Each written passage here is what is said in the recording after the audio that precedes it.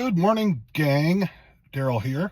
Just getting back from the gym, pulling into the driveway, and I thought it would be a great idea to make another video about an observation I made at the gym, and it made me reflect on not only the people that we train, also myself and my own training, and just kind of a general heads up type of knowledge that is, in my opinion, great words to live by. A young fella came up to me at the gym yesterday, and I would see him at the gym in passing and just, exchange a few words here and there.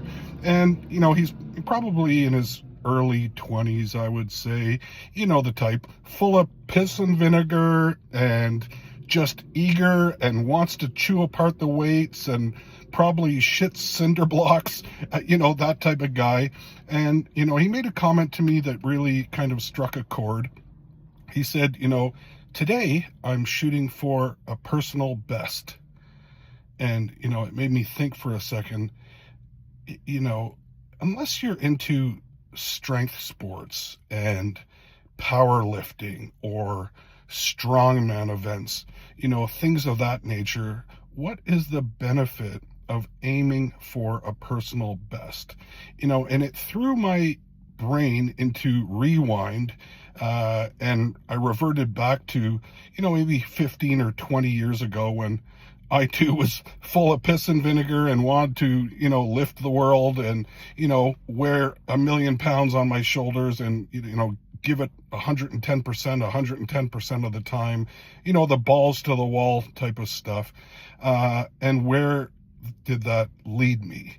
Well, it led me to 2 rotator cuff injuries in both shoulders. It led me to slip discs in my back on more than one occasion with lengthy rehab with chiropractor and osteopaths.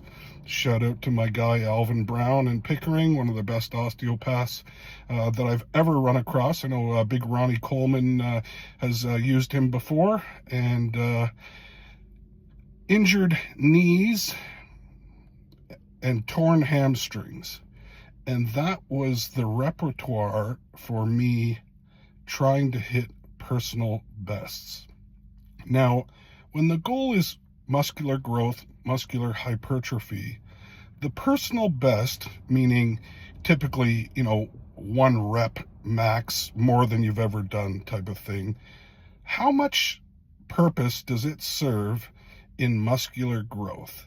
And in my learned opinion, very little. You are opening the door wide open to injuries, taking yourself out of the game for who knows how long, maybe indefinitely in some cases.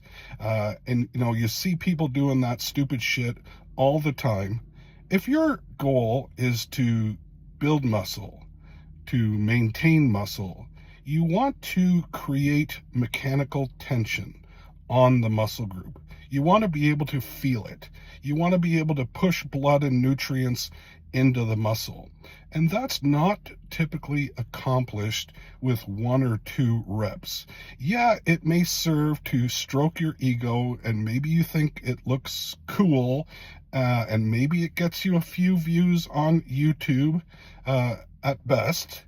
But when you open the door to injury like that, you are setting yourself up for a world of hurt. Whether it's an acute injury or if it's just compression type injuries over a long period of time, at some point you're typically going to have to pay the price of training that hard. Find me a strongman or a power lifter that hasn't experienced sidelining injuries at some point in their career versus, a bodybuilder type. And I'm not saying that these men and women don't also experience injuries. They do. But the risk and the likelihood of you getting injured doing shit like that increases immensely. Is it worth it? No, it's not worth it. You can create the same, and in most cases, if not all, greater mechanical tension, greater stress on the muscle to produce better results by altering the weight, altering the form, using intensity techniques, resting, recovering, feeding the muscle, going through full range of motion, stretching, squeezing.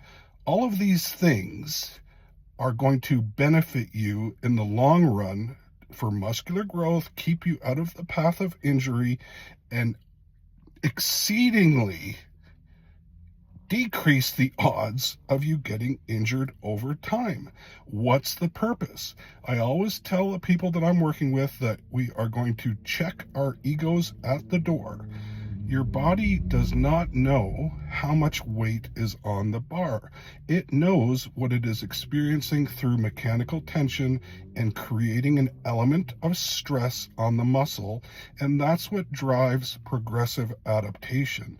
You create the need for your body to respond to the stress, and that's typically in getting stronger, over time, building endurance, building mind-muscle connection. You're not going to feel that muscle working if you're doing 1 or 2 reps. It may look cool, and if you're not an Olympic powerlifter and that is not your forte, or a strongman in an event, don't push personal bests. You always want to improve on what you've done, but I would suggest that anything under 5 reps is going to open that window of risking injury that just simply is not worth it. Don't impress people by how much weight you can lift. Impress people by being in the gym for years and years and years, making slow, steady progress, letting your physique do the talking on your behalf, and not how much weight is in the bar. I would challenge some of these people to say, you know what, you're going to squat 400 pounds, 405 pounds today. I want to see you drop it down to 225 and get some good ass to the grass reps for 15 or 20 of them. And I can guarantee that the majority of these people that are all focused on the one big lift are likely going to gas out and not be able to accomplish that. And what do you think is going to increase the risk of injury and increase the longevity of your life in the gym, and your life in the sport, and your overall mobility when you get older? You don't want the costs that are involved with rehabilitation. That shit is not cheap. When you see these top athletes at the top level, they are as much focused on their ability to recover from the exercise as they are in their training intensity. And you can create that intensity by incorporating those techniques that I mentioned into your programs. If you need help with your program or your diet and nutrition for weight loss, muscle gain, overall general health, please give us a shout, subscribe to the channel. I love to think that we put out some good, useful content in over 40 years of experience in the fitness industry. So give us a shout. I'll put our link for coaching in the description below. As always, thanks for joining me. I appreciate each and every one of you for watching and commenting and sharing the videos. And I hope that this maybe makes you think twice before you go loading up the bar and trying to do something that you are uncertain that you are unable to do and potentially risking injury. So thanks for watching, and that's it for now, and I look forward to the next one. Have a great day.